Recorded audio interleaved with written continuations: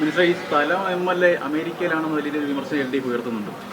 സ്ഥലം MLA അതുണ്ടാവുമല്ലോ, മനുഷ്യന്മാരല്ലേ, ആരെ പെട്ടെന്ന് ദുരന്തം ഉണ്ടാവുന്നതിന് പറയാൻ പറ്റില്ലല്ലോ. പിന്നെ നാട്ടിൽ ഉരുൾപൊട്ടുണ്ടായിന്, അന്ന് ഞാൻ നാട്ടിലേനി, ഞാൻ പിറ്റേന്താ വന്നത്. അതൊക്കെ അങ്ങനെ ഉണ്ടാവും, മനുഷ്യ സാഹചര്യമല്ലേ. ഇപ്പം നിങ്ങൾ പെട്ടെന്ന് എന്തെങ്കിലും സംഭവം കണ്ടെങ്കിൽ നിങ്ങൾക്ക് ഇവിടെ ഉണ്ടാവും എന്ന് പറയാൻ പറ്റില്ല. നിങ്ങളത് ചിലപ്പോൾ തിരിച്ചു വിളിക്കും. അപ്പോൾ വലിയ നാശനഷ്ടങ്ങളാണ് ഈ ഏറ്റുപള്ളിയിലുണ്ടായത്. 2 പാലങ്ങൾ, ഇതൊക്കെയാണ് തുടർ നടപടികൾ എന്ന് പറഞ്ഞാൽ മൊത്തം നമ്മുടെ ഈ പ്രദേശങ്ങളിൽ, നമ്മുടെ പത്തനംതിട്ട, കോട്ടയം, ഇടുക്കി പ്രദേശങ്ങളിലാണ് ഏറ്റവും വലിയ ഡാമേജുകൾ ഉണ്ടായിട്ടുള്ളത്.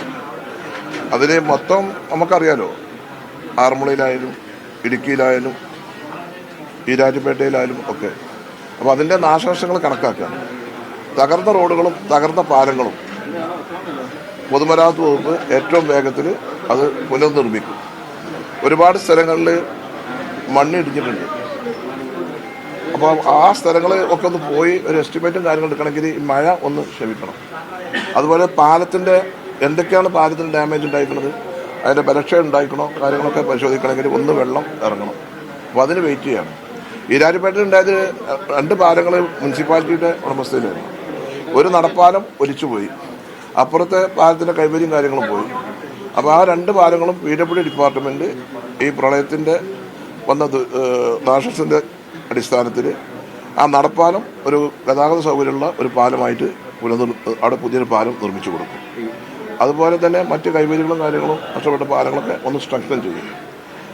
അതുപോലെ റോഡുകൾ, ഇപ്പം നമ്മുടെ വാഗമണ്ണക്കുള്ള റോഡ് വളരെ ഒരു അപകടകരമായ സ്ഥിതിയിലാണ്. തൽക്കാലം ട്രാഫിക് വാഹനങ്ങൾ പോകാനുള്ള സൗകര്യം ചെയ്തിട്ടുള്ളൂ.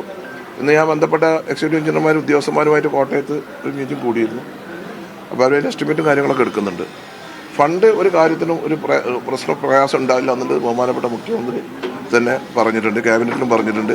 അദ്ദേഹം ആറന്മുളയിൽ വന്നപ്പോഴും അദ്ദേഹം പൊതുമരാമത്ത് വകുപ്പിൻ്റെ കീഴിലുള്ള പ്രവൃത്തികൾക്കൊക്കെ ആവശ്യമായ ഫണ്ട് ലഭ്യമാക്കുമെന്ന് പറഞ്ഞിട്ടുണ്ട്. യുദ്ധകാല അടിസ്ഥാനത്തിൽ നടക്കും. പിന്നെ കച്ചവടക്കാർക്ക്, കേരളത്തിൻ്റെ ചരിത്രത്തിൽ ആദ്യമായിട്ടാണ് കച്ചവടക്കാർക്ക് 10,000 രൂപ അവർക്ക് ഒരു താൽക്കാലിക ഒരു ആശ്വാസം നിലക്ക് കൊടുക്കാമെന്ന് പറഞ്ഞത്. ഇനി അതിൻ്റെ നാശനഷ്ടങ്ങൾ എത്രയാണെന്ന് മനസ്സിലാക്കിയിട്ട് അതിനൊരു പദ്ധതിക്ക് രൂപം കൊടുക്കാൻ മുഖ്യമന്ത്രി തീരുമാനിച്ചിട്ടുണ്ട്. അതിന്റെ വിശദാംശങ്ങളൊക്കെ മുഖ്യമന്ത്രി പറയും. ഈരാറ്റുപേട്ടയിലെ കച്ചവടക്കാർ പറയുന്നത് 30 കോടിയുടെ അടുത്ത് നാശനഷ്ടം സംഭവിച്ചിട്ടുണ്ടെന്നാണ്. അപ്പോൾ ഒരു 10,000-ൽ കൂടുതൽ ഒരു സഹായം വേണമെന്നൊരു ആവശ്യം അത് ഉണ്ടാവും, അത് പരിഗണിക്കും. അതായത് ഇപ്പോൾ അത് പ്രാഥമികമായിട്ട് നമ്മൾ താൽക്കാലിക, കാരണം ഈ കടയിലൊക്കെ ചളിയും മണ്ണും ഒക്കെ കയറിയിട്ട് അതൊക്കെ ഒന്ന് ക്ലീൻ ചെയ്യാനും കാര്യത്തിനാണ് നമ്മൾ കൊടുത്തത്. ഇപ്പോൾ നമ്മുടെ വീടുകളിലൊക്കെ വെള്ളം കയറി അവർക്കൊക്കെ ഒരു 10,000 രൂപ കൊടുക്കുന്നുണ്ട്. മുൻകാലങ്ങളിലൊക്കെ ദുരിതാശ്വാസ ക്യാമ്പിൽ ചെന്നുകിടക്കിന് മാത്രമാണ് പണം കിട്ടിയിരുന്നത്. അതിന് മാറി.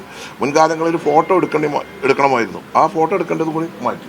അപ്പം അതിനൊക്കെ വ്യത്യസ്തമായിട്ട് ഒരു പ്രായോഗികമായിട്ട് ആളുകളുടെ പ്രയാസങ്ങളും ദുരിതത്തിനും അവർക്ക് ഒരു താങ്ങായിട്ട് സർക്കാർ കൂടെ ഉണ്ടാവും. PWDക്ക് സംസ്ഥാനത്തൊട്ടാകെയായിട്ട് ഇപ്പോൾ ആദ്യം കണക്ക് വന്നത് 50 കോടിയായിരുന്നു. ഇപ്പോൾ ഇന്നലെ കണക്ക് വന്നത് 90 കോടിയാണ്.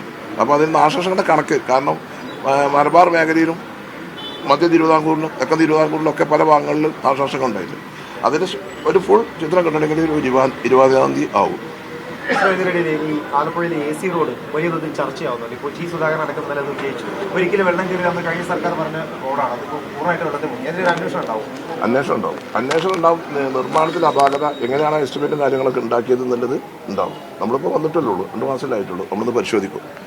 അദ്ദേഹം പൊതുമരാമത്ത് വകുപ്പ് മന്ത്രിയാണല്ലോ. അപ്പോൾ അദ്ദേഹം പറയുന്ന കാര്യം ഒരു ഗൗരവമായിട്ട് തന്നെ സർക്കാർ വകുപ്പും നോക്കിയിട്ടാണ്. ഇല്ലല്ല, അത് ഞാൻ പരിശോധിച്ചിട്ട് റിപ്പോർട്ട് കിട്ടിയിട്ട് പറയാം. ഈ സ്ഥലം MLA അമേരിക്കയിലാണെന്ന് വലിയൊരു വിമർശനം LDF ഉയർത്തുന്നുണ്ട്. സ്ഥലം MLA അതുണ്ടാവുമല്ലോ, മനുഷ്യന്മാരല്ലേ, ആരെ പെട്ടെന്ന് ദുരന്തം ഉണ്ടാവുന്നതിന് പറയാൻ പറ്റില്ലല്ലോ. പിന്നെ നാട്ടിൽ ഉരുൾപൊട്ടുണ്ടായിന്, അന്ന് ഞാൻ നാട്ടിലേനി, ഞാൻ പിറ്റേന്താ വന്നത്. അതൊക്കെ അങ്ങനെ ഉണ്ടാവും, മനുഷ്യ സാഹചര്യമല്ലേ. ഇപ്പം നിങ്ങൾ പെട്ടെന്ന് എന്തെങ്കിലും സംഭവം കണ്ടെങ്കിൽ നിങ്ങൾക്ക് ഇവിടെ ഉണ്ടാവും എന്ന് പറയാൻ പറ്റില്ല. നിങ്ങളത് ചിലപ്പോൾ തിരിച്ചു വിളിക്കും.